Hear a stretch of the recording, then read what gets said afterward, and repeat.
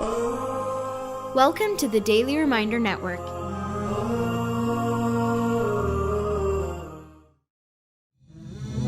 Sunnah Revival by Sheikh Muiz Bukhary.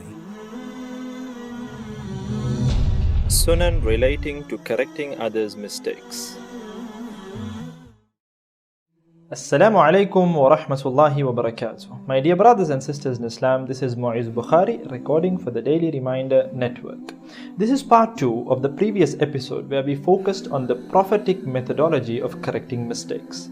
On a side note, I would like to begin this episode by highlighting the fact that it is upon us believers to acknowledge our mistakes. And we're not supposed to give in to our ego where we start finding fault with others and dislike others correcting us.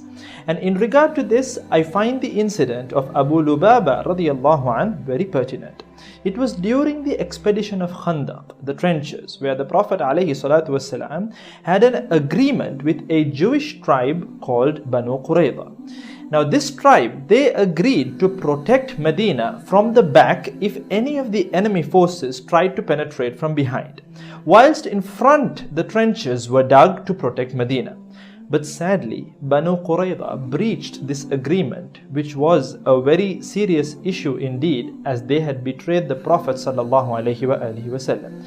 So due to the fact that they had betrayed the Prophet, they locked themselves up in a fortress and refused to come out for negotiations, which resulted in them being besieged in that fortress by the Muslim army until they ran out of supplies, after which they agreed to have negotiations, but under the condition that Abu Lubaba radiyallahu an be sent as the representative.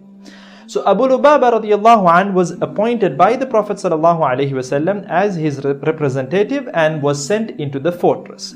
No sooner he went in, the women folk surrounded him and they started to cry out, "Ya Aba Lubaba, Ya Aba Lubaba, please tell us what is going to happen to us." Abu Lubaba radiyallahu an went on to inform them what the Prophet sallallahu alaihi wasallam had asked him to tell them. He told them, "You have to come out and come for a peace talk, a negotiation. You have to come out. Only then can we strike an agreement." But then what happened was they kept pestering him and asking him, "Ya Aba Lubaba, tell us what's happening." Suddenly, unintentionally, what he did was, he said, "If you do not come out of the fortress, it's going to be like this." And he indicated with his hand, passing by his neck like this. He indicated that if you do not come out, it's going to be a massacre. But no sooner he said this, he felt that he now had betrayed the Prophet ﷺ, because that was not something that the Prophet ﷺ had said. He realized that he had lied against the Prophet ﷺ. He rushed out of the fortress and he ran straight to the masjid of the Prophet ﷺ, and you won't believe it, he ties himself up on a pillar. He ties himself up on a pillar and then he cries out, "I have done something terrible. I have betrayed the Prophet ﷺ, and I'm not going to untie myself completely until Allah subhanahu wa ta'ala forgives me." News travels to the Prophet ﷺ in regard to Abu Lubaba radiyallahu anh, and the Prophet ﷺ kept quiet in his regard. So Abu Lubaba radiyallahu anh remained tied to the pillar for a couple of days. The only time he used to untie himself, in the sense his wife used to come and untie him, was when he had to eat and when he had to pray the 5 daily salawat. But the rest of the time he was tied to the pillar. Until after a couple of days, one day the Prophet ﷺ gets up and he is beaming, he is smiling, Rasulullah ﷺ. His wife who was with him asked him, "Ya Rasulullah, why are you smiling?" And then he ﷺ went on to say, "Allah Azza wa Jal has forgiven Abu Lubaba, and Allah subhanahu wa ta'ala has sent down an ayah, a verse in his regard." And then he read the ayah. Allah subhanahu wa ta'ala states in the Noble Quran, وآخرون اعترفوا بذنوبهم خلطوا عملا صالحا وآخر سيئا عسى الله أن يتوب عليهم إن الله غفور رحيم.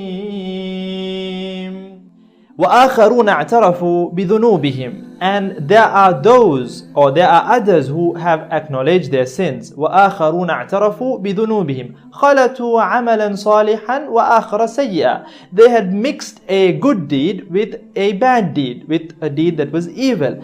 عسى الله أن يتوب عليهم. Perhaps Allah will turn to them in forgiveness. إن الله غفور رحيم. Indeed, Allah is the most forgiving, the most merciful. So the minute this ayah was revealed, Abu Lubaba radiyallahu anhu was happy. But then he went on to say, I will not untie myself until the Prophet sallallahu alaihi wasallam himself comes and unties me. Then Rasulullah sallallahu alaihi wasallam went and untied Abu Lubaba radiyallahu anhu. From this story, we understand that it is upon us to acknowledge our mistakes, our sins, and not hesitate to seek the forgiveness of Allah subhanahu wa ta'ala, who is the most forgiving, the most merciful.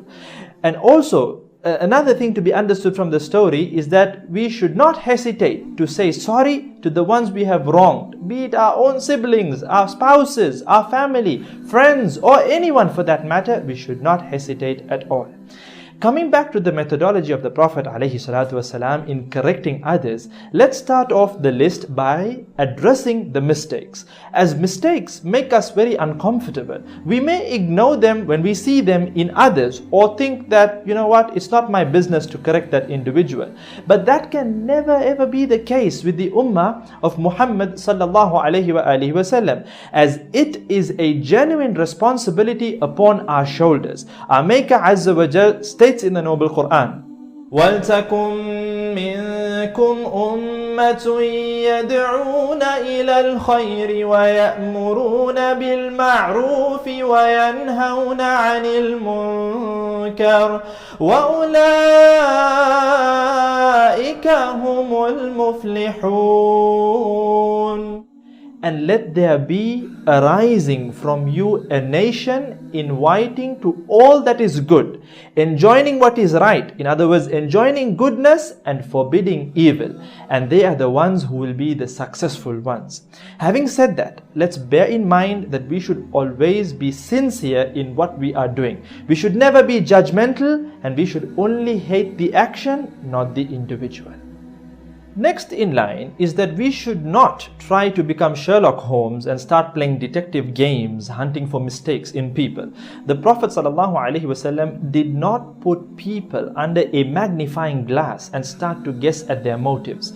The Prophet ﷺ is reported to have said, and the narration goes along the lines of these words, whoever searches out the shortcomings, whoever searches out the mistakes of his brother, Allah will search out his shortcomings. May Allah subhanahu wa ta'ala save us all. Likewise, we also need to bear in mind that gossiping and backbiting about someone or their faults is also highly reprehensible in Islam. Next up on the list is when correcting mistakes, we must be respectful and careful about an individual's sense of honor and dignity. There is no room at all for mocking or belittling. The Prophet ﷺ, he used to criticize the mistake without condemning the person, like I highlighted earlier. We are supposed to hate the action, not the individual. The final action item for this episode is perfecting our link with Allah subhanahu wa ta'ala, as well as attempting to perfect the link of others with Allah Azza wa Jal. For at times, some of us feel so mortified and disgusted at what's taking place in today's society that they feel like running away and hiding in a cave, or perhaps even hibernating until the end of time. But as believers and followers of Muhammad sallallahu alaihi wasallam, that is not something that we can resort to. Instead, let us turn to Allah and seek His help in this regard, maintaining purity of heart and sincerity. And consider this the challenge that He Azza wa Jal is putting us through to see whether we are really worth the title the best of nations. Please try to bring all of this into your lives if you wish to be successful in this world as well as the hereafter. And don't forget to share this video around as much as possible to inspire an amazing Sunnah revival. Jazakumullah khair. Wassalamu alaikum wa rahmatullahi wa barakatuh. Support the Dawah. Donate now. Go to thedailyreminder.org/donate.